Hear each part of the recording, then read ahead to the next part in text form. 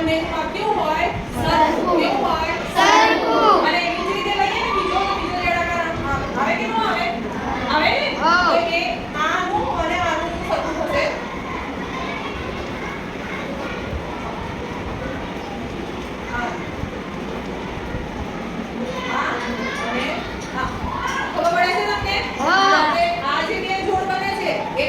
લખવાની છે પણ એ કેવા છે બહારના છે અંદરના ખૂણા છે આ જે ખૂણા છે આ અને આ એક આ અને આ તે અંદરના છે બહારના છે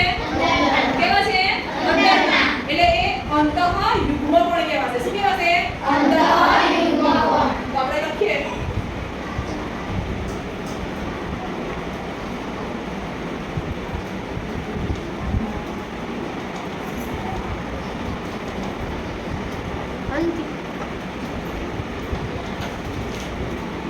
અંતઃયુગ્મકોણોની જોડ તેમાં પહેલી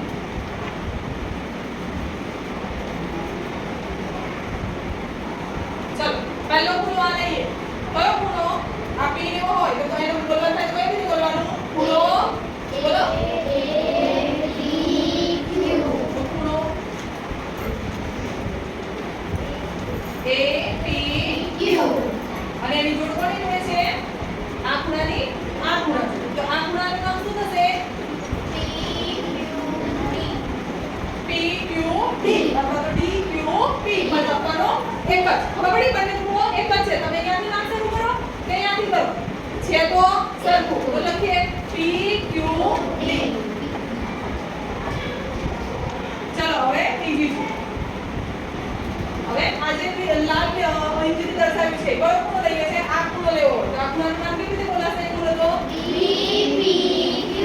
ખૂણો BPQ અને એની જોડે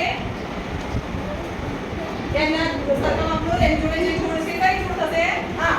તે આનો આ ખૂણાનું નામ શું થશે ખૂણો CQT થઈ ગયો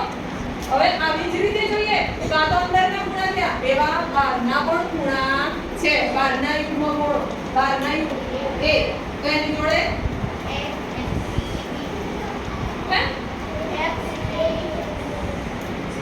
જો XP એ લઈએ તો એની જોડે કયો ખૂણો આવશે DQY કયો આવશે DQY અને અહીંયા આ ખૂણો લઈશું XPB તેની જોડે કયો ખૂણો આવશે CQY ખબર પડે છે તો એટલે આટલા તમારે ધ્યાન રાખવાનું છે કે અંતઃકોણો કેટલા બાહ્ય કોણો કેટલા અનુકોણોની જોડ કેટલી અનુકોણોની કેટલી જોડ 4 યુગ્મકોણોની બે પણ કઈ અંતઃયુગ્મકોણો અને બાહ્ય યુગ્મકોણો અને પછી છેદિકાની એક જ બાજુના અંતઃકોણો કે છેદિકાની એક બાજુના કેટલા ખબર છે એક બાજુના એટલા પછી ખબર